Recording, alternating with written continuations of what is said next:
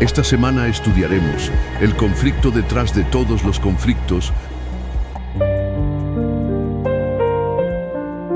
El sábado estudiaremos, con el corazón abierto y la mente en oración, el conflicto detrás de todos los conflictos. Nos acercaremos al libro de Josué no como quien hojea una crónica bélica del pasado, sino como quien se mira en un espejo espiritual que revela las batallas de hoy, las que se libran en el territorio más sagrado, el corazón. Y no hubo día como aquel, ni antes ni después de él, habiendo atendido el Señor a la voz de un hombre, porque el Señor peleaba por Israel.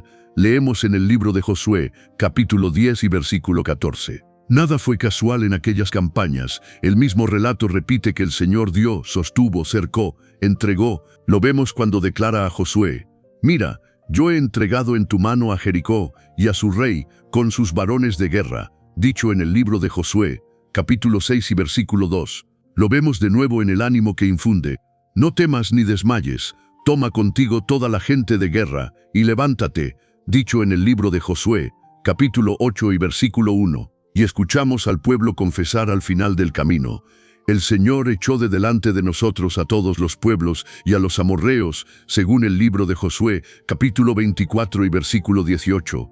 Pero surge la pregunta que aprieta la conciencia: ¿cómo conciliar a un Dios que pelea por su pueblo con el Dios de amor, tardo para la ira y grande en misericordia? Como leemos en el libro de Éxodo, capítulo 34, versículo 6, el Señor fuerte, misericordioso y piadoso, lo vemos reafirmado cuando David canta: «Tú, Señor, eres bueno y perdonador, y grande en misericordia para con todos los que te invocan», dicho en el libro de los Salmos, capítulo 86 y versículo 15. Y vuelve a declararse: «Misericordioso y clemente es el Señor, lento para la ira y grande en misericordia», según el libro de los Salmos, capítulo 103 y versículo 8.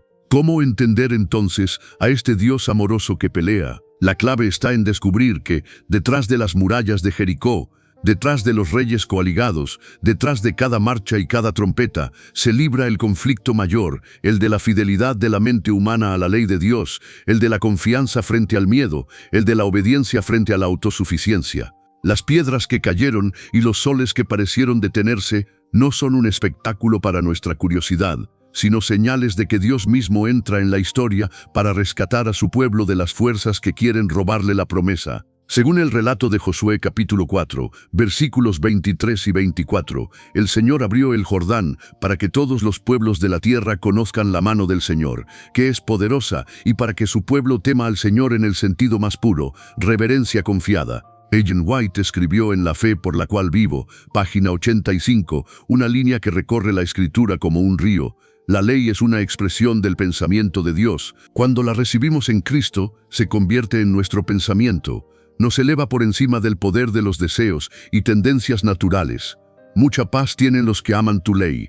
Así lo afirmó Ellen White en The Faith I Live By, página 83. La ley, recibida en Cristo, obra en nosotros la pureza de carácter que trae gozo duradero. Esta es la batalla detrás de la batalla, no la de espadas y muros, sino la de permitir que la voluntad de Dios, revelada en su ley, ordene nuestros afectos, decida nuestros pasos, pacifique nuestras tormentas. Para entenderlo mejor, volvamos al origen. Así lo expone Ellen White en La fe por la cual vivo, página 85. Adán enseñó a sus hijos la ley de Dios, Noé la preservó. De Abraham se dijo: «Oyó mi voz y guardó mis mandamientos». Más tarde, en el Sinaí, descendió el Señor y pronunció juicios rectos, leyes verdaderas. Y el apóstol Pablo resume: «La ley a la verdad es santa, y el mandamiento santo, justo y bueno». No es un yugo arbitrario, es el cerco de amor que protege la vida. Cuando Israel entró en Canaán, la ley no quedó a la puerta de la tierra prometida, fue su brújula. Las campañas no fueron caprichos de conquista, sino actos de juicio dentro de un plan mayor de misericordia y restauración. La justicia de Dios, cuando interviene en la historia, no contradice su amor, lo defiende. Ahora mira tu semana. La ciudad amurallada puede llamarse resentimiento, la coalición de reyes puede vestirse de ansiedad, orgullo y desánimo, el valle donde sientes que no hay salida puede ser la tentación de volver a hábitos que te esclavizan. Y, sin embargo, el mismo Dios que alentó a Josué hoy te dice: «No temas ni desmayes». Como leemos en el libro de Josué, capítulo 8 y versículo 1, Es Él quien levanta al caído, el que te da nuevas órdenes cuando has sido herido, el que redibuja la estrategia cuando tu corazón siente que ya no puede más. Donde tú ves muros, Él ve caminos. Donde tú oyes gritos, Él hace sonar trompetas de esperanza. Ellen White escribió en Conflicto y Valor, lectura del 21 de abril, página 117. Hay batallas que pelear cada día. En cada alma se combate una gran guerra entre el príncipe de las tinieblas y el príncipe de vida. Someteos a Dios para que Él planee, dirija y pelee la batalla por vosotros con vuestra cooperación. Observa la delicadeza de esa última expresión, con vuestra cooperación. Dios peleó por Israel, sí, pero Israel marchó. Dios derribó murallas, sí, pero Israel tocó las trompetas. Dios confundió al enemigo, sí, pero Israel sostuvo la espada de la fe. La gracia no anula tu participación, la inspira, la sostiene y la conduce a puerto seguro. Jesús ha estado sobre la tierra. Conoce el poder de cada tentación, añade la misma autora en Conflicto y Valor, página 117. Y aquí la historia de Josué se vuelve un anticipo del Evangelio. El verdadero capitán de nuestra salvación no solo da órdenes desde lo alto, bajó al polvo de nuestro camino, miró a los ojos al adversario que te asfixia y venció donde tú sueles caer. Como lo vemos en el Evangelio, cuando el Señor enfrenta desiertos de tentación, Él responde con la palabra y vence.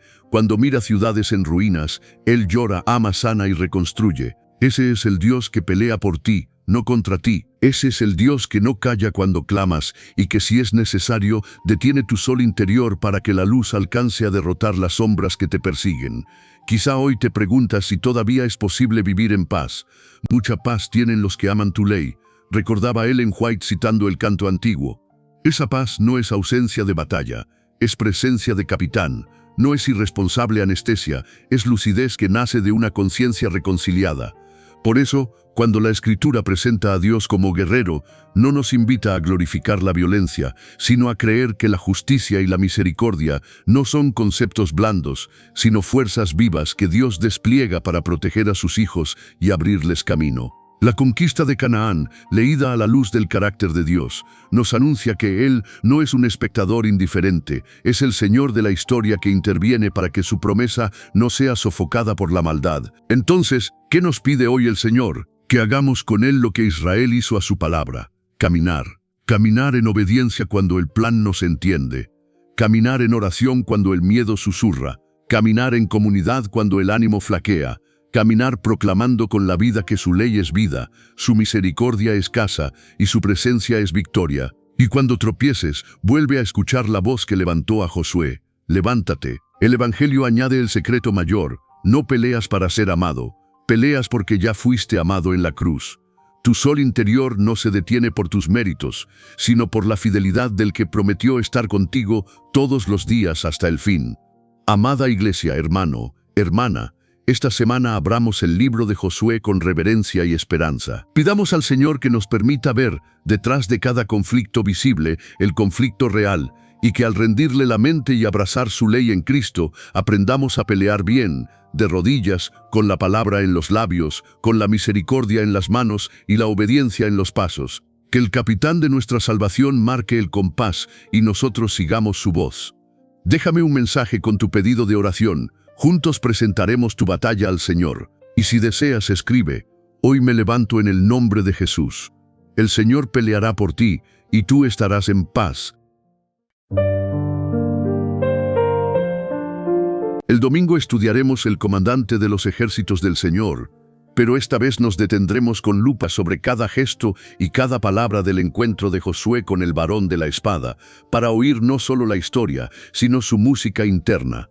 Comencemos por el marco literario. La escena ocurre inmediatamente después de que Israel cruza el Jordán y celebra la Pascua en Gilgal. Según el relato del libro de Josué, capítulo 5, el maná cesa y el pueblo come de los frutos de la tierra.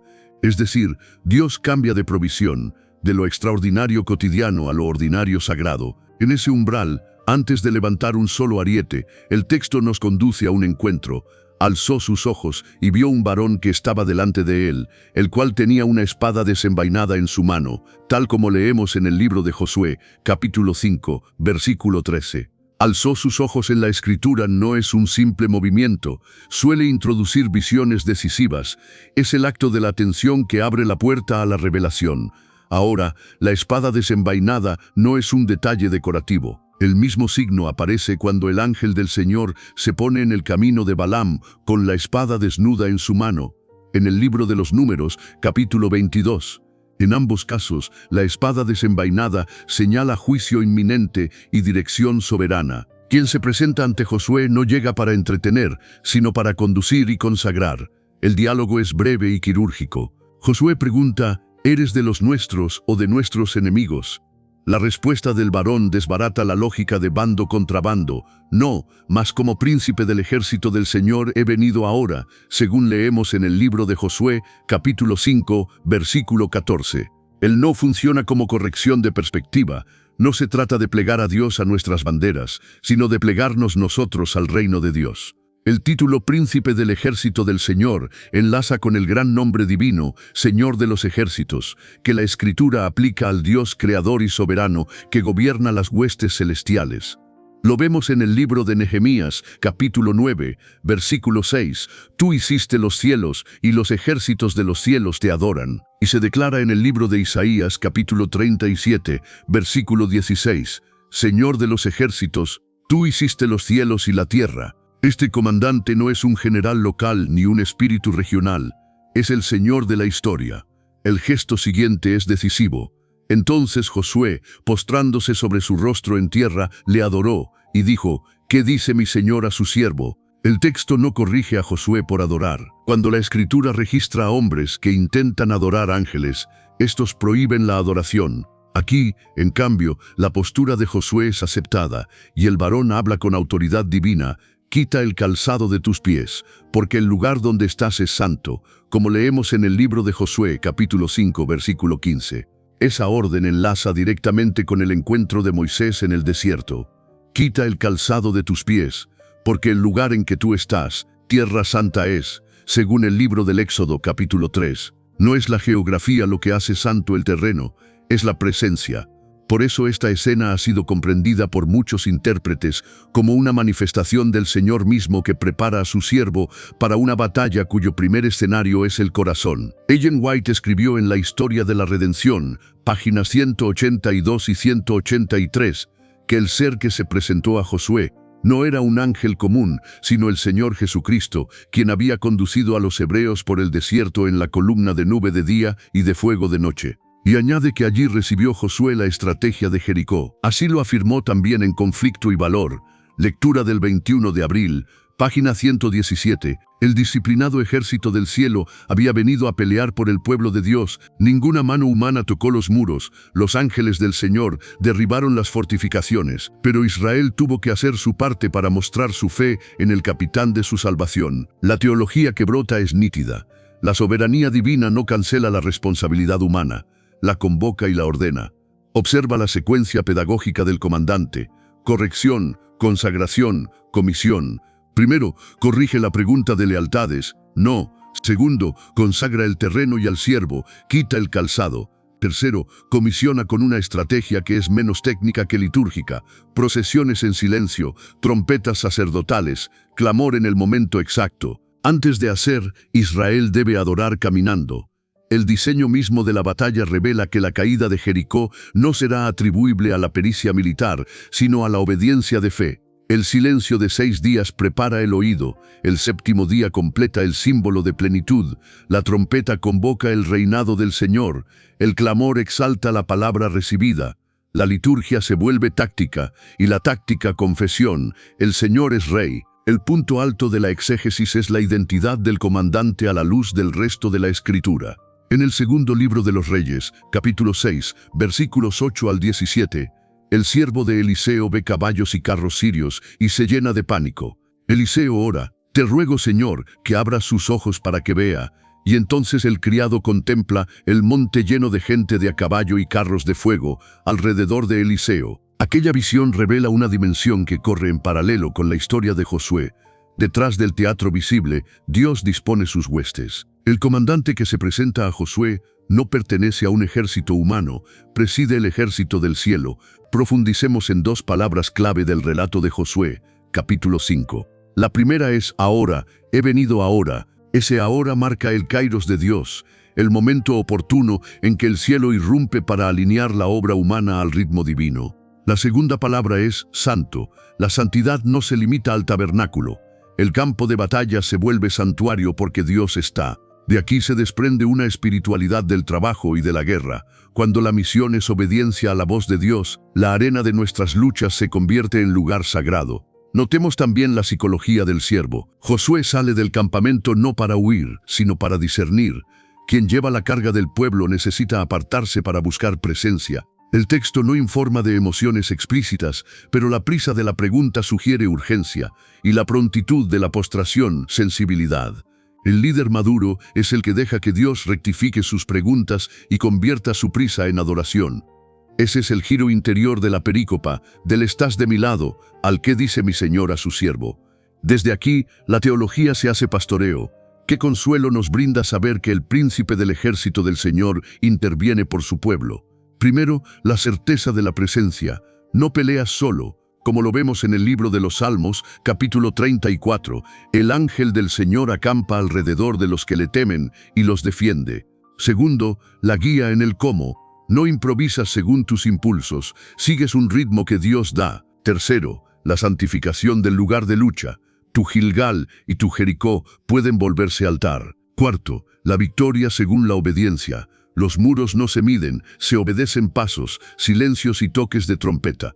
Ellen White escribió en Conflicto y Valor, página 117, una línea que abraza nuestra flaqueza. Jesús ha estado sobre la tierra, conoce el poder de cada tentación. Es decir, el comandante no da órdenes desde lejos, conduce desde la experiencia del dolor y de la cruz. Por eso, cuando tropiezas, no estás descalificado, estás llamado a descalzarte de nuevo, a volver a la tierra santa del primer amor, a preguntar otra vez, ¿qué dice mi Señor a su siervo? En síntesis, el relato de Josué capítulo 5, versículos 13 al 15, desvela que la victoria de Jericó no comienza en la muralla, sino en el corazón consagrado, no comienza con tácticas, sino con teofanía, no comienza con ruido, sino con silencio obediente. La espada desenvainada anuncia juicio contra lo que se opone al propósito de Dios. Los pies descalzos anuncian gracia que convierte el polvo en santuario. Entre ambos signos, el siervo aprende a vivir bajo órdenes de cielo. Querida familia, si esta luz te ayudó a ver tu Jericó con otros ojos, te invito a compartir este mensaje con alguien que hoy necesita recordar que no peleas solo. Déjame tu pedido de oración en un comentario, nombra tu ciudad amurallada y oraremos por ti por nombre. El lunes estudiaremos Guerra en el cielo y daremos un paso más hondo, abriremos el texto como quien levanta, capa por capa, un velo de gloria y de dolor. Venimos de la llanura de Jericó, donde el comandante se rebeló con la espada desenvainada. Ahora miramos arriba, donde comenzó todo lo que luego tiembla en la tierra. Comencemos por la arquitectura del relato. Como leemos en el libro de Apocalipsis capítulo 12, versículos 7 al 9, hubo una gran batalla en el cielo. Miguel y sus ángeles luchaban contra el dragón, y luchaban el dragón y sus ángeles, pero no prevalecieron, ni se halló ya lugar para ellos en el cielo. Y fue lanzado fuera el gran dragón, la serpiente antigua que se llama Diablo y Satanás. Fue arrojado a la tierra, y sus ángeles fueron arrojados con él. El texto organiza 3 movimientos con golpes de martillo: lucha, derrota, expulsión. La expresión gran batalla señala que no es un roce menor, sino el choque de 2 lealtades absolutas. El verbo no prevalecieron anuncia que la rebelión no logró sostenerse ante la santidad, y no se halló ya lugar, dibuja la imagen de una casa que no admite a un huésped que la quiere incendiar. El cielo es el ámbito donde el amor es ley, por eso el odio no tiene asiento. Fíjate en los nombres. Miguel significa ¿quién como Dios? El nombre en sí es proclamación, nadie se iguala al Altísimo. Dragón, serpiente antigua, diablo, Satanás. El texto no deja al enemigo escondido tras eufemismos. Dragón subraya ferocidad, serpiente antigua nos conecta con la escena del Edén, diablo recuerda al calumniador, Satanás nombra al adversario. Y al centro un verbo que truena, engaña al mundo entero. El conflicto se libra primero en la verdad del corazón. ¿Cómo comenzó esta guerra? La Escritura abre dos ventanas. Como leemos en el libro de Isaías, capítulo 14, versículos 12 al 14, se oye la confesión del soberbio: «¿Cómo caíste del cielo, oh lucero, hijo de la mañana? Subiré al cielo, en lo alto, junto a las estrellas de Dios, levantaré mi trono, sobre las alturas de las nubes subiré, y seré semejante al Altísimo». Aquí nace el mal, no de una carencia en Dios, sino del giro del amor hacia sí mismo. 5 veces subiré, el yo encorvado que sueña con la altura sin someterse al corazón de Dios. Y como lo vemos en el libro de Ezequiel, capítulo 28, versículos 11 al 15, el canto sobre el rey de Tiro asciende más allá del palacio y nos muestra un querubín que caminó entre piedras de fuego, perfecto en sus caminos hasta que se halló en ti maldad. El texto nombra la raíz. Se enalteció tu corazón a causa de tu hermosura, corrompiste tu sabiduría a causa de tu esplendor. El orgullo convirtió la belleza en espejo y la sabiduría en herramienta de dominio. Estos versos tienen un pie en la historia y otro en la eternidad. Isaías levanta un proverbio contra Babilonia. Ezequiel entona una endecha contra Tiro, pero de pronto ambos textos hablan de alturas donde los reyes humanos nunca estuvieron, en lo alto, junto a las estrellas de Dios, en Edén, en el huerto de Dios. Así la Biblia nos enseña a leer el entretejido, poderes terrenales animados por una inspiración espiritual, y por encima de todo, el Señor de los ejércitos chasqueando los dedos del tiempo para cumplir su consejo. Ahora, detengámonos en el pulso del capítulo 12 de Apocalipsis. Tras la batalla y la caída, oímos una voz que explica el sentido. Ha sido lanzado fuera el acusador de nuestros hermanos, el que los acusaba delante de nuestro Dios día y noche. Y ellos le han vencido por la sangre del Cordero, y por la palabra de su testimonio, y menospreciaron sus vidas hasta la muerte, como leemos en el libro de Apocalipsis, capítulo 12, versículos 10 y 11. La guerra no se gana con odio incendiado, ni con armas de orgullo, sino con 3 realidades: la sangre del Cordero que cancela la acusación, el testimonio que confiesa la verdad, y el amor que no se reserva para sí la vida cuando la fidelidad a Cristo está en juego. Este es el corazón del drama. El acusador quiere atarte a tu pasado, el Cordero te ata a su cruz. A esta escena se asoman otras páginas. Como lo vemos en el libro de Daniel, capítulo 10, versículos 12 al 14.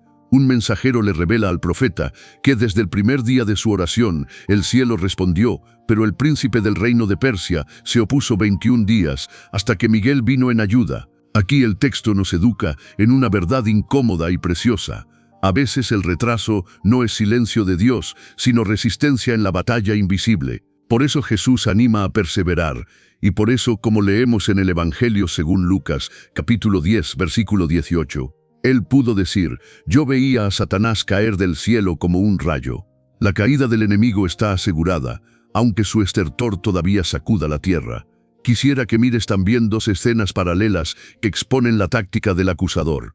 En el libro de Job, capítulos 1 y 2, vemos al enemigo presentarse entre los hijos de Dios, señalando, insinuando, deseando destruir. En el libro del profeta Zacarías, capítulo 3, observamos a Josué, sumo sacerdote, de pie con ropas sucias y al acusador a su derecha, pero el Señor dice: «Repréndate el Señor, ¿no es este un tizón arrebatado del incendio?», y manda a vestirlo con ropas nuevas. En ambas escenas, la acusación busca dejarte reducido a tu mancha. La gracia te reviste de lo que no puedes darte a ti mismo. Por eso, como lo vemos en el Evangelio según Juan capítulo 8, versículo 44, Jesús define al enemigo como mentiroso y padre de mentira.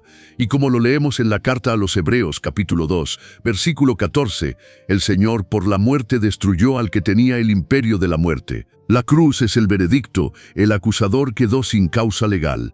Ellen White nos ayuda a pensar y a velar. Así lo expresó en Alza tus ojos, lectura del 20 de noviembre. Satanás ha tratado siempre de infatuar las mentes de los hombres con misterios sutiles.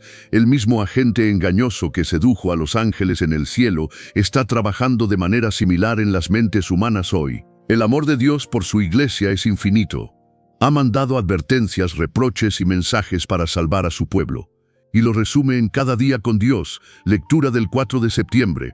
cuando no pudo insinuar abiertamente su engaño, decidió desprestigiar a Cristo mediante declaraciones e informes falsos. Su esfuerzo constante consistió en contrarrestar de todas las maneras posibles su gran obra de salvar almas. Si el arma del enemigo es la mentira envuelta en brillo, la respuesta del cielo es la verdad dicha con amor y sostenida con obediencia. Volvamos al detalle de Apocalipsis. Observa el ya y el todavía. Fue lanzado fuera. Anuncia un hecho. Ay de los moradores de la tierra y del mar. Declara que el enemigo, aunque derrotado en su pretensión, todavía actúa con furia. Es la tensión de toda la vida cristiana. Cristo triunfó y sin embargo peleamos. Lo que nos sostiene es que peleamos desde la victoria, no por ella. Por eso, como leemos en la carta a los Colosenses capítulo 2, versículo 15, despojó a los principados y a las potestades, y los exhibió públicamente triunfando sobre ellos en la cruz. Las huestes que antes te acusaban ahora son desfile de derrota bajo la bandera del Cordero. ¿Qué hace esta exégesis en tu alma hoy? Te corrige la pregunta y te enseña el paso. Primero, te enseña a nombrar la guerra donde duele, la mentira que endulza el oído, el orgullo que se disfraza de libertad, el miedo que te convence de que tus oraciones rebotan, la acusación que repite en tu mente no eres digno. Segundo, te entrega armas verdaderas, la sangre del Cordero recibida por fe, perdón real para culpas reales, la palabra del testimonio, confesar con la boca lo que el corazón cree, la humildad que no negocia con la sombra. Tercero, te da un ritmo, persevera como Daniel, resiste como Josué, adora como el cielo. Miremos por un momento la pedagogía del tiempo de Dios. Daniel oyó, desde el primer día fueron oídas tus palabras. Quizá tú llevas más de 21 días clamando por un hijo, por un matrimonio, por una puerta de trabajo, por una limpieza interior. El cielo no te ha olvidado. Hay batallas que se están librando en lugares y de modos que tus ojos no alcanzan a ver. Mantén la postura, corazón dispuesto a entender y humillado ante tu Dios. Esa humildad no te encoge, te alinea con Miguel.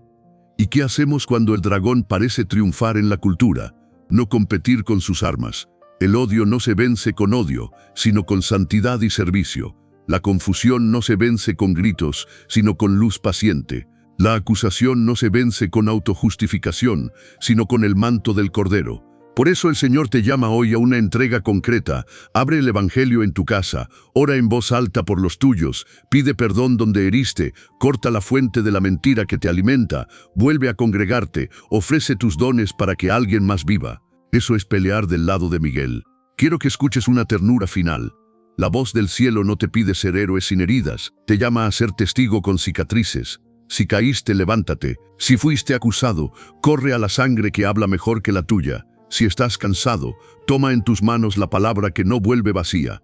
Si te ves pequeño, recuerda lo que dijo Jesús según el Evangelio de Lucas, capítulo 10. Vio caer a Satanás como un relámpago. Ese relámpago rompió la noche, tu obediencia encenderá lámparas en tu casa. Si esta luz te bendijo, comparte esta enseñanza con alguien que hoy necesita recordar que no pelea solo.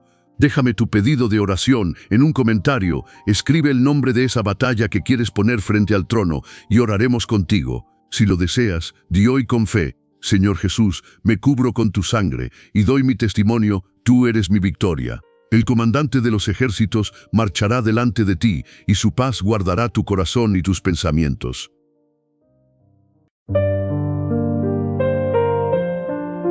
El martes estudiaremos El Señor es un guerrero y entraremos más hondo en el relato como quien recorre, con lámpara y reverencia, los pliegues de un santuario. No buscamos curiosidad erudita, sino comprensión que enciende el corazón y endereza los pasos. Éxodo nos revela no solo lo que Dios hizo, sino cómo piensa, cómo ama y por qué pelea. Comencemos en el umbral donde la historia cambia de tono. El libro de Éxodo, capítulo 2, versículos 23 al 25, ofrece 4 verbos que descorren la cortina de la mente divina. Oyó Dios, se acordó, miró, reconoció. Oyó nos recuerda que el clamor humano atraviesa la noche y llega hasta el trono. Se acordó no alude a nostalgia, sino a fidelidad en acción. Recordar es levantarse a cumplir la promesa. Miró expresa atención amorosa, no observación distante. Reconoció señala iniciativa de alianza. Dios se hace cargo de los suyos. Antes de las plagas y del mar, hay un Dios que se inclina y decide intervenir. Desde aquí se entiende todo lo demás. Avancemos hacia la Pascua. En el capítulo 12, versículo 12, el Señor declara: «Yo pasaré y ejecutaré mis juicios en todos los dioses de Egipto». Y en el versículo 13 añade: «La sangre os será por señal y pasaré de vosotros». Dos movimientos laten a la vez, juicio y misericordia. Ese pasaré no es retirada, es la acción soberana del Dios que distingue entre la casa cubierta por la sangre y la que persiste en la rebelión. La sangre en el dintel no funciona como amuleto, sino como confesión visible. Nuestra vida depende de tu gracia. El Dios guerrero hiere lo que te hiere y protege lo que amas bajo su pacto. El trasfondo espiritual importa. El libro de Levítico, capítulo 17, versículo 7, ordena no sacrificar a los demonios, tras de los cuales han fornicado. Y el libro de Deuteronomio, capítulo 32, versículo 17, denuncia ofrendas a demonios y no a Dios. Detrás de estructuras brillantes se ocultan esclavitudes invisibles. Por eso los juicios contra los dioses no fueron teatro religioso, sino liberación real de cadenas que asfixian familias y naciones. Dios no compite por prestigio, rescata personas. Subamos a la orilla del mar para escuchar el cántico que interpreta la crónica. El libro de Éxodo, capítulo 15, versículos 3 al 11, proclama: «El Señor es varón de guerra, el Señor es su nombre». La poesía reajusta la mirada. El Dios guerrero no es un tirano con espada, sino el santo que por amor entra en contienda contra lo que destruye la vida. El cántico despliega imágenes. Tu diestra ha quebrantado al enemigo. Al soplo de tu aliento se amontonaron las aguas, soplaste con tu viento y los cubrió el mar. El aliento que abre camino es el mismo soplo que dio vida al hombre, según el libro del Génesis, capítulo 2. El Dios que crea es el Dios que libra, el soplo que anima el barro desarma la soberbia de Faraón. Observemos la estrategia divina en tres rasgos. Primero, el paso por el agua. El capítulo 14 conduce al pueblo hacia lo imposible para entrenar el corazón en una geografía nueva. La columna de nube se mueve, el viento sopla toda la noche, el mar forma muros. La descripción concreta como un diario de viaje exalta la soberanía. Dios gobierna creación y caos. El enemigo presume: perseguiré, apresaré, repartiré despojos, mi mano los destruirá, y un soplo invierte la escena. La lección queda tatuada, la arrogancia más ruidosa cae ante un aliento del Altísimo. Segundo, el canto como teología. El quién como tú, oh Señor, entre los dioses. En el versículo 11 del mismo cántico, no es mera pregunta retórica, es confesión que cura la idolatría. Cada estrofa cumple un propósito: magnificar su santidad, narrar su poder, celebrar su fidelidad. Israel aprende a interpretar su historia cantando la verdad. La liturgia no adorna la vida, le da forma y memoria. Tercero, el nombre divino y la guerra justa. Decir el Señor es varón de guerra no avala la violencia humana, define la justicia de Dios. La diferencia es abismal. La guerra divina es contra el pecado, no contra el arrepentido, libera, no domina, tiene límites y finalidad. Por eso el horizonte no es un combate sin fin, sino el descanso de una creación restaurada. El libro de los Salmos, capítulo 24, versículo 8, aclama al Rey de Gloria, poderoso en batalla. Y el libro de Apocalipsis, capítulo 19, versículo 11, presenta al fiel y verdadero que con justicia juzga y pelea. El fin no es ruido de espadas, es paz verdadera. Desde aquí, afinemos algunos hilos que iluminan nuestra realidad.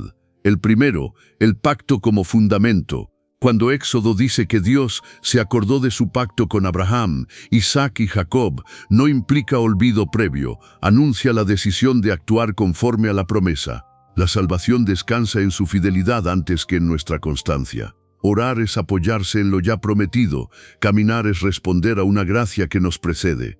El segundo, la pedagogía contra los ídolos. Cada plaga no solo trastornó la economía egipcia, humilló deidades falsas, el Nilo, la tierra, el cielo, la luz, la vida del primogénito. La teología sale del aula y entra en el mercado y la casa. Dios derriba apoyos falsos para que el corazón aprenda a vivir de él. Hoy conviene nombrar nuestros dioses, la autoimagen que esclaviza, el éxito que devora, el control que asfixia, la aprobación que somete. El Dios guerrero no solo abre puertas, cierra altares. El tercero, la señal de la sangre. Pintar el dintel era fe visible. El juicio recorría la tierra, pero el hogar cubierto quedaba seguro. Esto anuncia la obra del Cordero Perfecto, Jesucristo. No nos salvamos por sensaciones ni desempeño, sino por acogernos a una señal objetiva que Dios proveyó. Allí la justicia y la misericordia se besan. El alma descansa sin frivolidad, el perdón es real y costó.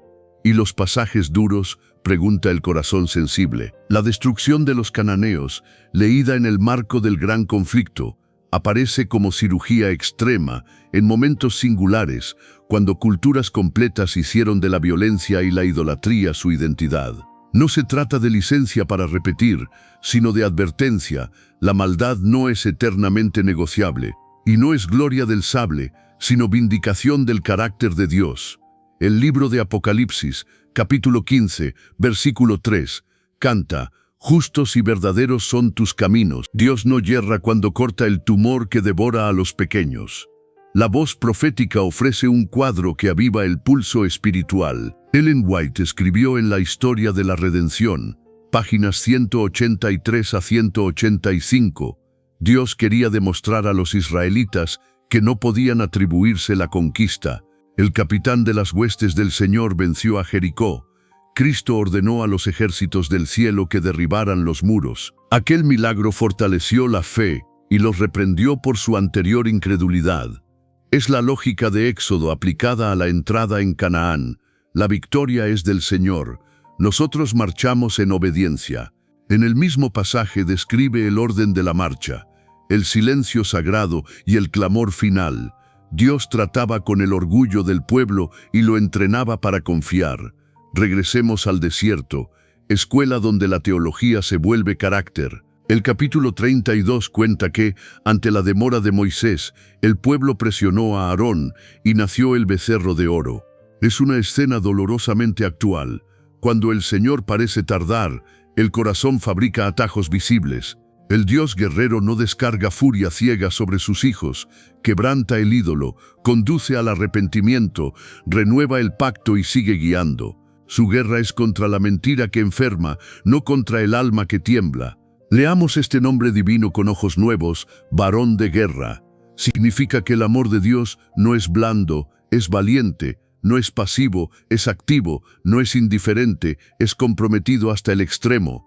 Por eso el libro de los Salmos, capítulo 24, versículo 8, invita a abrir las puertas para que entre el Rey de Gloria.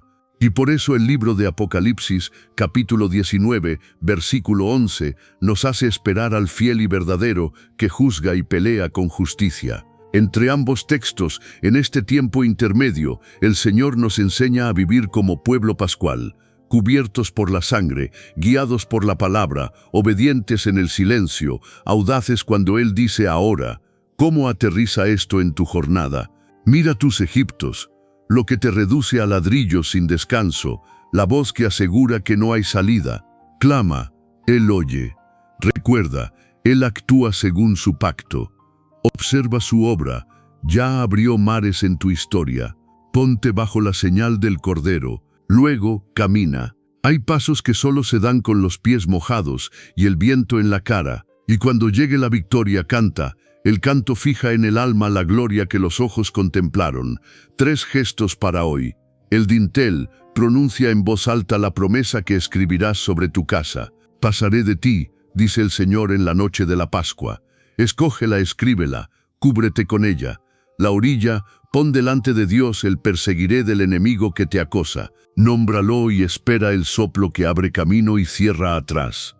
El cántico, cuando veas su mano, no te atribuyas la orilla. Entona, ¿quién como tú, Señor? Ese canto te guardará humilde y encenderá a otros. Ellen White reúne ternura y firmeza al describir Jericó en La historia de la redención, página 185.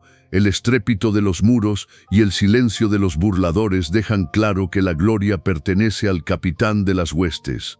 Esa pedagogía sigue vigente. Tu muro caerá para que tu corazón aprenda a adorar. Si esta palabra te sostuvo, suscríbete y compártela con alguien que hoy necesita recordar que Dios pelea por sus hijos. Déjame tu pedido de oración.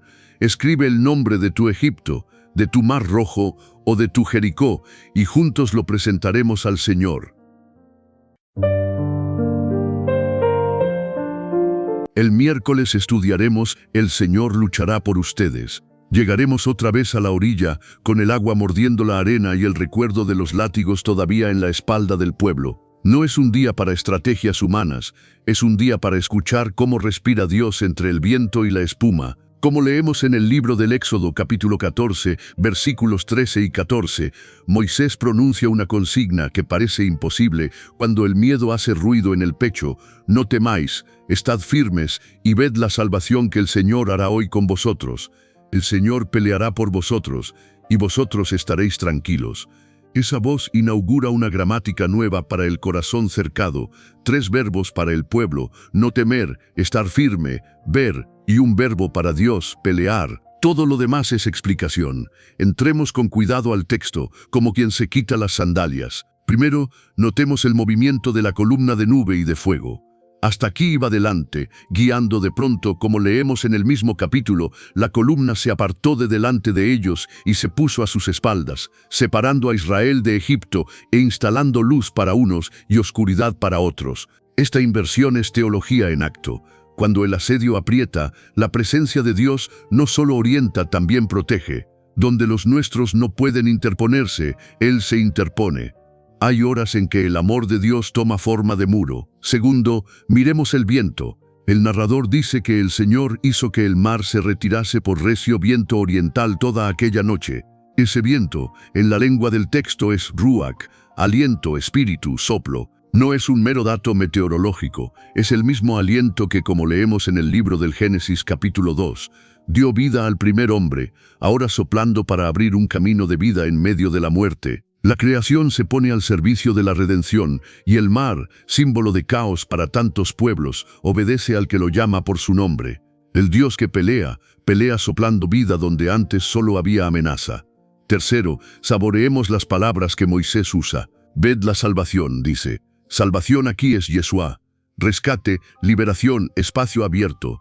No es una idea abstracta, es la experiencia de atravesar de pie aquello que antes te tragaba. Y cuando remata, el Señor peleará por vosotros, la frase no describe una furia divina ciega, nombra una defensa personalísima. El verbo pelear en este pasaje no escenifica un Dios iracundo que busca pelea, sino a un padre que, viendo a sus hijos acorralados, los pone detrás de su espalda y hace frente al agresor.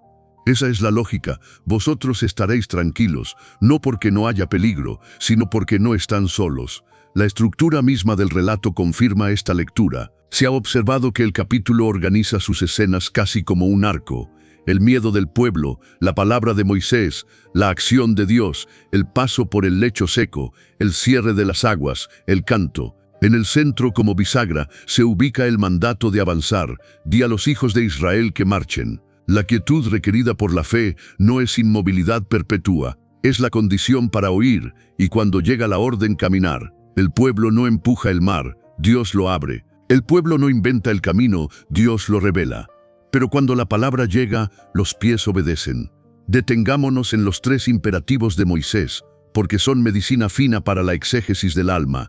No temáis. La Escritura no ridiculiza el miedo, lo desarma con una voz mayor. El no temas de Dios atraviesa la Biblia como una cuerda de oro. Lo oímos en el libro del profeta Isaías, capítulo 43, cuando el Señor dice: no temas, porque yo te redimí, te puse nombre, mío eres. Allí el argumento no es eres fuerte, sino yo soy tuyo y tú eres mío. Ese es también el ancla del Éxodo. No se trata de la valentía de un pueblo, sino de la fidelidad de un Dios que se ató por promesa a Abraham, a Isaac y a Jacob, y ahora honra su nombre en la historia. Estad firmes. La firmeza bíblica no es testarudez, es perseverancia en una palabra pronunciada. Más tarde, cuando Judá tembló ante Sennacherib, lo vemos en el segundo libro de las Crónicas, capítulo 32, Ezequías exhorta: Esforzaos y animaos, y declara la clave, con él está el brazo de carne, mas con nosotros está el Señor nuestro Dios para ayudarnos y pelear nuestras batallas. La firmeza no nace de la autoestima, nace de la compañía. Permanecer quieto no es hacer nada, es renunciar al activismo que disfraza la incredulidad y volver a poner el peso en la presencia. Ved, el ver bíblico es aprender a interpretar la realidad con los ojos de la alianza. No se les pide imaginación, sino atención, ver cómo la columna se desplaza, cómo el viento sopla, cómo el agua se recoge, cómo la soberbia que se burlaba de la fe empieza a perder ruedas en mitad del lecho. Ved es un imperativo pedagógico. Dios desea un pueblo que recuerde no solo con la mente, sino con la retina del alma. Por eso después, el canto de Moisés y de Miriam, como leemos en el libro del Éxodo capítulo 15, no es un adorno litúrgico, es un archivo de memoria. El Señor es varón de guerra, el Señor es su nombre, quien como tú, magnífico en santidad, cantan. El canto es exégesis con música, pone en palabras lo que el ojo aprendió a ver. En este punto, la tradición profética y la historia confirman el ideal. Jerusalén cercada aprende la misma lección en el segundo libro de los Reyes, capítulo 19. El rey Ezequías extiende las cartas del enemigo delante de Dios, y el Señor responde: no entrará en esta ciudad, porque yo ampararé esta ciudad para salvarla.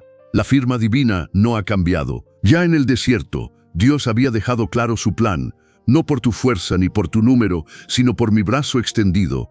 Y el libro de Deuteronomio, capítulo 7, invitaba a pelear el miedo con memoria. Acuérdate de la mano poderosa con que el Señor tu Dios te sacó. Así hará el Señor con todos los pueblos. ¿Por qué entonces la espada más adelante? Porque el corazón murmuró.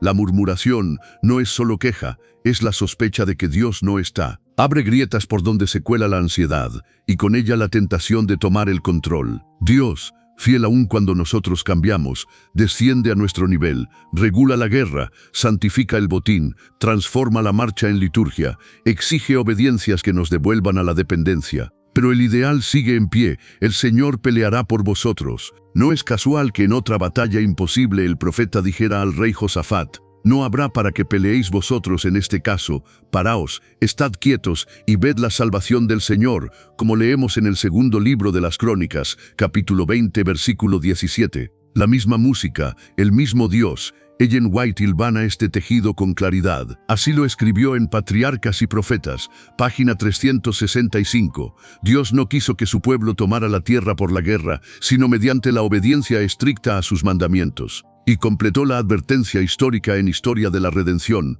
página 115. Si los hijos de Israel no hubieran murmurado contra el Señor, Él no habría permitido que sus enemigos hicieran guerra contra ellos. No es un golpe al amor propio, es una puerta abierta a la esperanza. El camino de vuelta es posible cuando el corazón renuncia a la murmuración y retoma la confianza. La confesión de los egipcios. Huyamos, porque el Señor pelea por ellos, como leemos en el libro del Éxodo capítulo 14, versículo 25. El enemigo reconoce a su pesar la verdad que el pueblo aún aprende. Dios está presente. Hay algo misionero en toda confianza verdadera. Cuando la iglesia atraviesa mares sin jactancia ni técnica, el mundo tiene que explicar lo inexplicable. Y la única explicación honesta es la presencia. El testimonio no empieza en el discurso, empieza en el cruce. Volvamos un instante a los símbolos, porque ellos hablan al corazón cuando las palabras se nos gastan. La columna detrás de Israel nos dice: Dios cuida la espalda que tú no puedes cuidar. El viento que sopla toda la noche nos dice: Dios trabaja a oscuras cuando tú duermes o lloras. El mar hecho muro a ambos lados nos dice: lo que ayer te paralizaba hoy es camino. Las ruedas que se desprenden de los carros nos dice: la arrogancia pierde tornillos cuando Dios decide defender a sus pequeños. Y el amanecer con cuerpos y silencio nos dice: la violencia tiene fecha de vencimiento. Quizá te preguntas, ¿cómo se traduce el Señor peleará por vosotros cuando no tengo mar ni carros, sino cuentas, diagnósticos, culpas o hábitos viejos? Se traduce así: cambia el foco de tu combate. No pelees para que todo te salga como tú quieres. Pelea para quedarte quieto cuando su palabra lo pide. No pelees para demostrarte fuerte. Pelea para sostener la mirada en Él. No pelees para ahogar el miedo con ruido. Pelea para oír la orden que llega a su tiempo. Marchad. Y cuando llegue, no negocies, da el paso que se te pide hoy, no el de mañana. Tal vez llevas tiempo murmurando. El espíritu de Meribá y Masá La rencilla y la prueba se ha instalado en tu vocabulario. Hoy es un buen día para cambiar de idioma. La murmuración dice, está el Señor entre nosotros. La fe, entrenada por Éxodo, responde, el Señor peleará por nosotros. La murmuración agranda los carros y empequeñece la columna. La fe invierte la óptica. La murmuración busca atajos. La fe espera el viento. La murmuración exige garantías. La fe recibe señales. La sangre en la puerta. La columna que se mueve. La palabra que manda avanzar. Ellen White, en Fe y Obras, páginas 19 a 21, nos recuerda además la raíz de toda paz. Todas las cosas provienen de Dios. Cada don tiene el sello de la cruz. Ninguna alma puede darle a Dios algo que ya no sea de Él. No sientes descanso en esto. Ni siquiera la fuerza para estar tranquilo es tuya, también te la da. Ni el canto de la otra orilla es mérito tuyo, es respuesta a su fidelidad. Cuando lo entiendes, tu corazón deja de competir con Dios por el protagonismo de la salvación y aprende a adorar. Quisiera cerrar con una escena que puedes llevar en el bolsillo del alma. Estás frente al mar. No hay salida, el miedo sube por la garganta. De pronto, una mano invisible se apoya en tu hombro con la autoridad de quien te hizo. No temas. Esa mano te afirma entre las plantas de los pies, estate firme.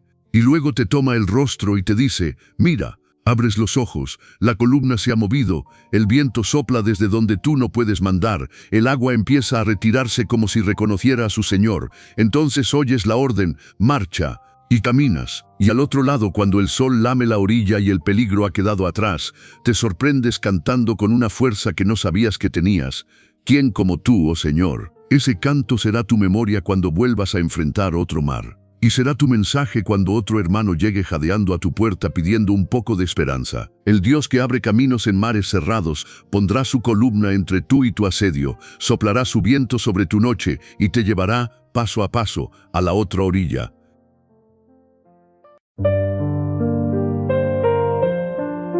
El jueves estudiaremos la segunda mejor opción, y esta vez descenderemos al valle de Refidim con el polvo pegado a los tobillos, treparemos la colina donde un anciano levanta la vara que abrió mares, y luego marcharemos al alba en torno a Jericó, contando pasos y silencios hasta que el cielo diga ahora.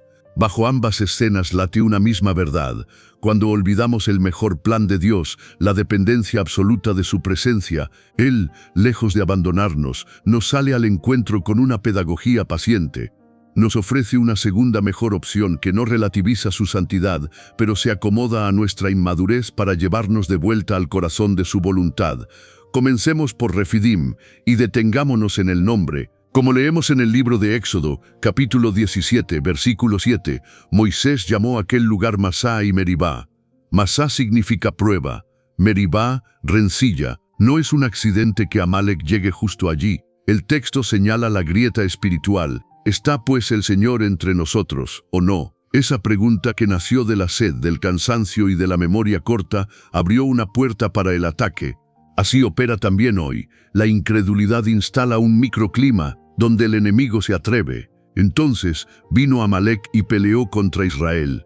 Como leemos en el versículo 8, no es una guerra que Israel buscó, es una agresión que Dios permite para curar la pregunta de fondo con una lección de altura.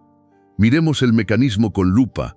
Moisés ordena, escógenos varones y sal a pelear. Mañana yo estaré sobre la cumbre del collado y la vara de Dios en mi mano, según el libro de Éxodo capítulo 17, versículo 9. El campo se divide en dos planos, abajo la espada, arriba la intercesión. La narración es sobria y a la vez electrizante. Sucedía que cuando alzaba Moisés su mano, Israel prevalecía, mas cuando él bajaba su mano, prevalecía Amalek, como leemos en el versículo 11. Dios transforma la fragilidad del líder en cátedra para el pueblo.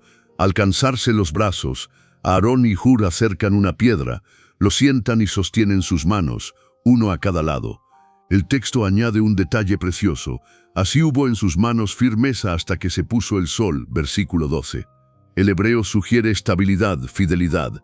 No es la fuerza de Moisés lo que gana, sino la perseverancia común en torno a la presencia y a la vara que recuerda los prodigios. Y cuando Josué deshizo a Amalek, versículo 13, inmediatamente se levanta un altar con un nombre que fija la teología del episodio.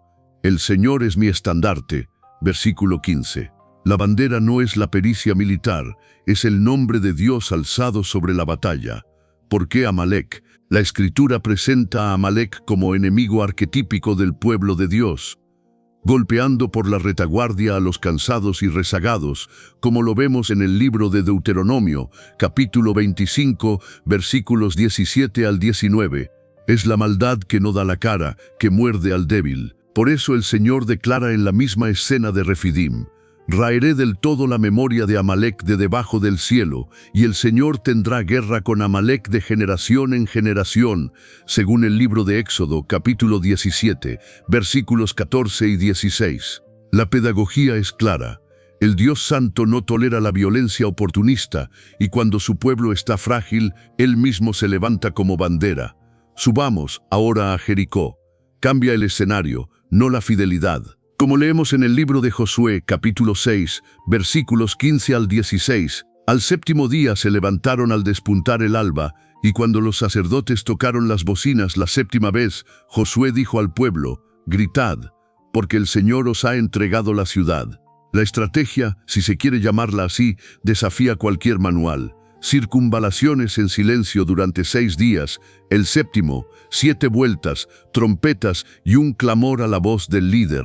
Los elementos son litúrgicos: sacerdotes, arca, trompetas, número 7, alba. El arca, signo de la presencia, va en el centro. Las trompetas de cuerno, apellidadas en la Torá para el jubileo, anuncian que Dios mismo entra en su heredad. El 7, símbolo de plenitud, declara que el tiempo es de Dios, y el alba recuerda aquella Pascua en que el Señor pasó y guardó a los suyos. El mensaje es diáfano. No derriban muros los arietes, sino la obediencia que pone la historia al compás del cielo.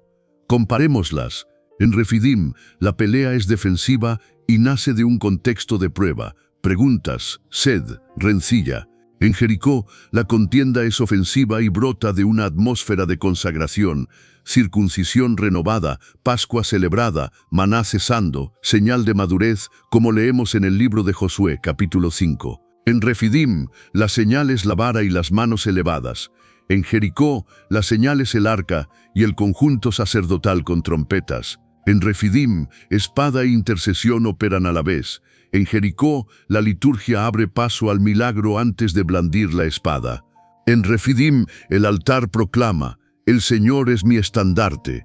En Jericó, la voz proclama: guardaos del anatema, toda la plata y el oro, entren en el tesoro del Señor, según el libro de Josué, capítulo 6, versículos 18 y 19. Un mismo telón de fondo sostiene ambas. Dios combate por su pueblo, y su pueblo aprende a confiar obedeciendo.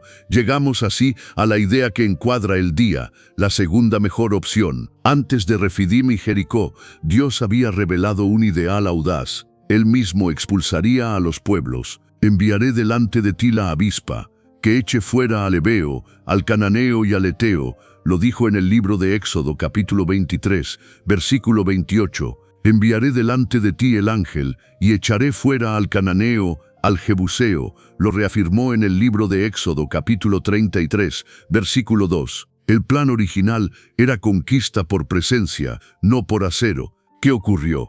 La incredulidad repetida, los 40 años, el corazón amarrado a sus propios medios.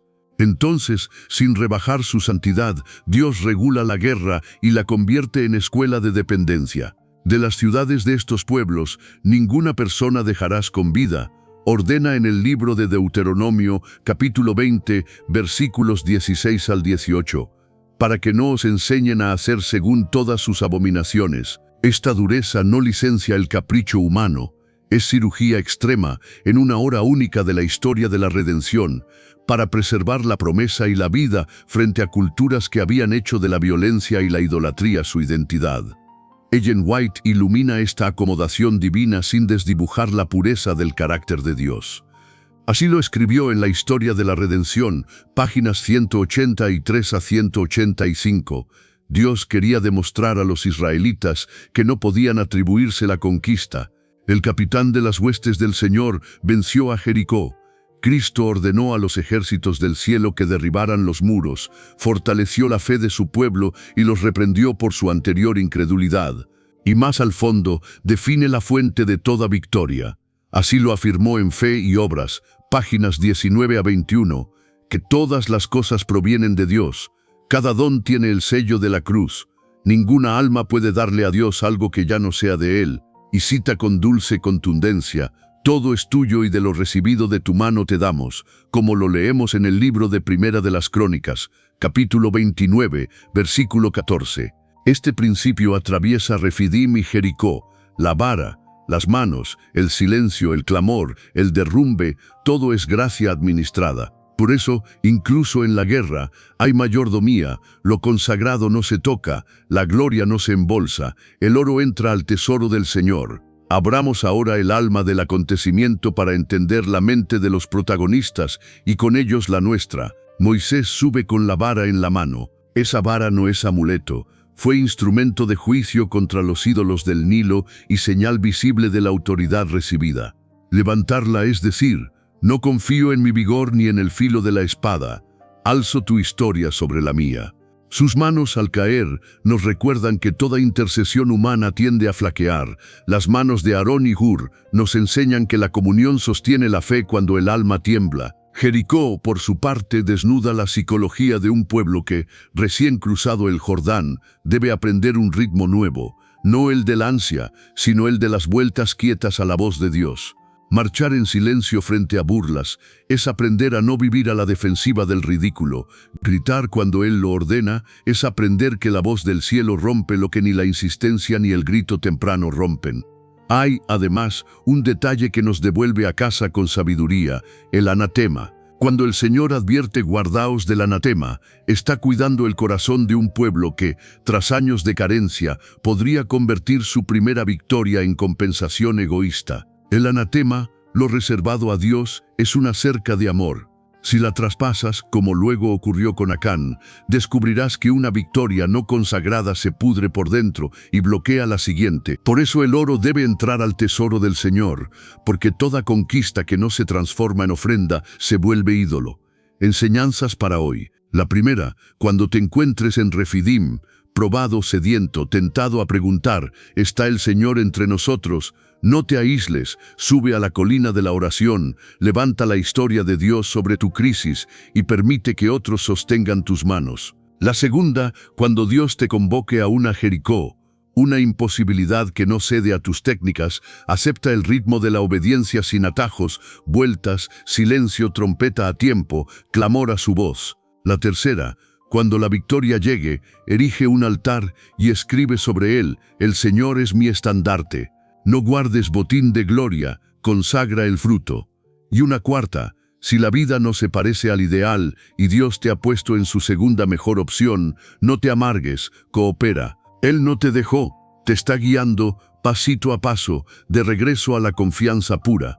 Permite además que la diferencia entre Refidim y Jericó te enseñe discernimiento. No toda pelea que se presenta es tu guerra y no toda toma es misión. Pregúntate: ¿estoy defendiendo lo que Dios me encomendó o estoy invadiendo para mi nombre? ¿Mi estrategia nace de una palabra del Señor o de mi impaciencia?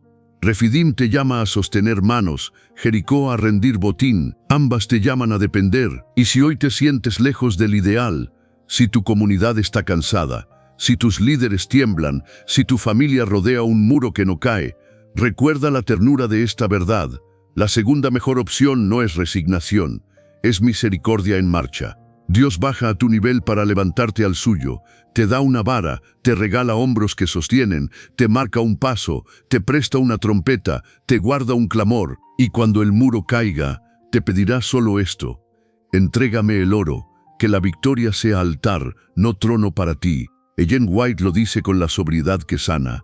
Así lo afirmó en La historia de la redención, página 185, al describir el estrépito de Jericó.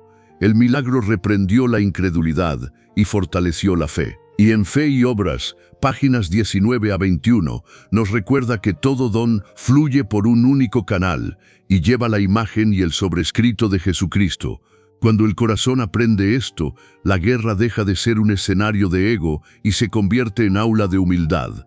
Si esta palabra te alcanzó, te invito a suscribirte y compartirla con alguien que hoy está sosteniendo manos cansadas o contando vueltas frente a su Jericó. Déjame tu pedido de oración en un comentario. Antes de cerrar, te contamos que esta sección no forma parte del estudio. Si necesitas salir, puedes finalizar el video con libertad. Pero si deseas acompañarnos, queremos compartir pedidos de oración. Nuestro anhelo es ser un canal de bendición. Ven y ora con nosotros. Oramos. Padre amado, venimos como un solo pueblo a tus pies. Te presentamos a Albertina Pérez, que viva como heredera de tu promesa. Por Jenny Mendoza, renueva su vida espiritual, su caminar diario contigo y alinea sus planes en la iglesia y en lo profesional. Recibe el amén y la gratitud de Teodosio Gilajuan Coluicho. Concédele pasar y poseer lo que has prometido, y hoy guíalo en tu camino, encendiendo el amor en el corazón de Francisca. Mira a Zenobia Robles, pon tu mano sobre su salud y alcanza a sus hijos hermanos, sobrinos y nietos. Llévalos a la iglesia, y cuando ella diga, quiero cruzar el río y servir, abre delante de ella camino y oportunidades santas. Bendice a Gabino Pantaleón y a su familia, alcanza a quienes te conocen y a quienes aún no te conocen, para que todos caminemos al cielo con Cristo.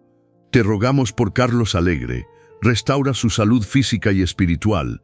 Al acercarse a sus 80 años, que el resto de su vida sea puro servicio para ti. Atiende también su clamor de padre por los hijos alejados.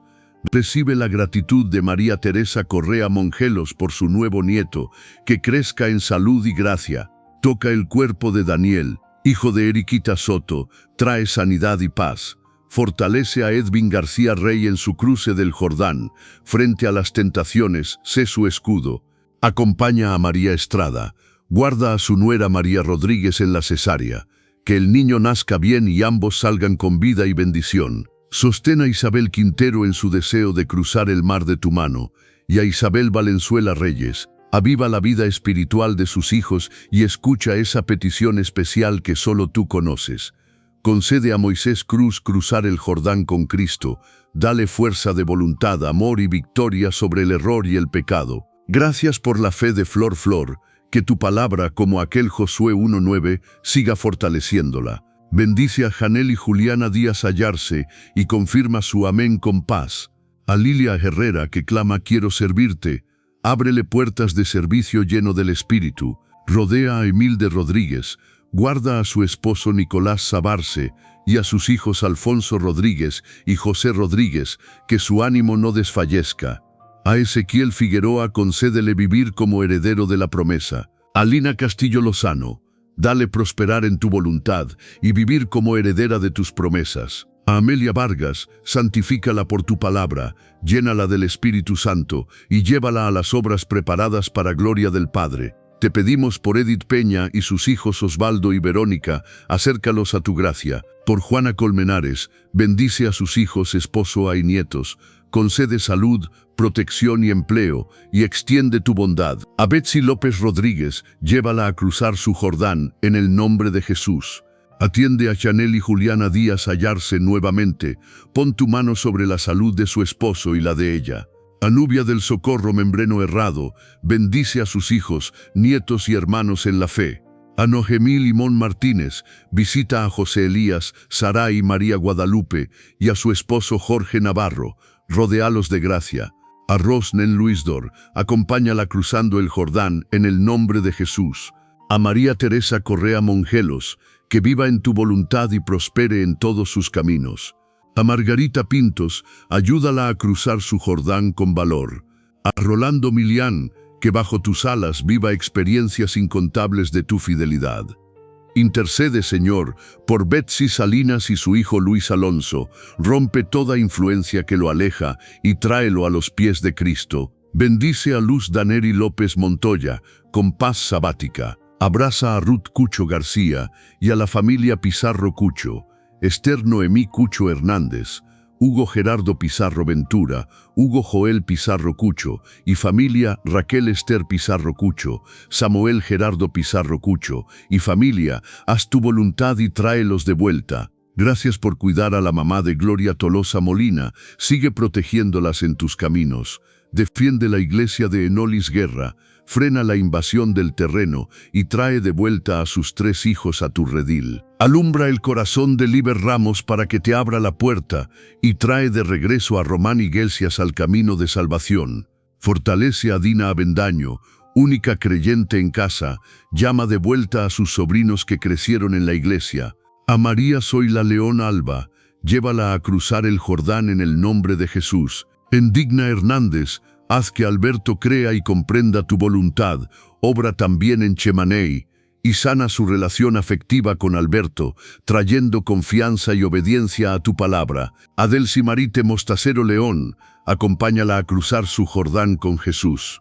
Transforma a Luis Alberto Contreras, sobrino de Gladys Castillo, quita el rencor y guía su corazón a ti. A Eric Garmendia, llévalo a cruzar el Jordán en tu nombre.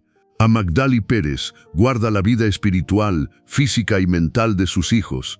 A Nati, concédele prosperar en tu voluntad. A Nancy Beltrán Rincón, restaura a Jonatán Valderrama. Socorre a Irma Rosa, que pueda cruzar su Jordán. Trae a Richard, Evelyn, su esposo Héctor y sus nietos a entregarse a Jesús. A Gaby, sosténla en su cruce del Jordán. Nuevamente por Ruth Cucho García, restaura la vida espiritual y física de Diana Marilyn Hidalgo Cucho y obra milagro en el bebé Carson Isaías Meca Robles en la UCI Rebagliati, que tu última palabra sea vida. A Leonte Carela Tejeda, dale esfuerzo y valentía en la obediencia. Abraza a Dante Noris Foronda Rojas y su familia en estos momentos difíciles, inclina tu oído. A Esteban Martínez, al cruzar el Jordán, aumenta su fe. A Félix Torres, ayúdalo a cruzar su Jordán con Jesús. Mira a Modesta García Joran, Modesta, dale paz mientras cruza su Jordán. A Alina Quispe, aviva la vida espiritual de toda su familia grande y chica. A Francisca Santiago Morales, permite cruzar el Jordán con sus hijos Luis Jesús y Samsara, con sus padres y hermanos. A Dercy Núñez Montalvo, guarda a Ana, Gina, Eduard, Javier y Abel. A Marisela Cristina Cosmesando, acompáñala a cruzar su Jordán con Jesús. A Carmen Ortiz, concédele vencer su Jordán. A Maribel Aguirre, úsala como instrumento tuyo. Escucha a Juana Ángeles en su Jordán doloroso.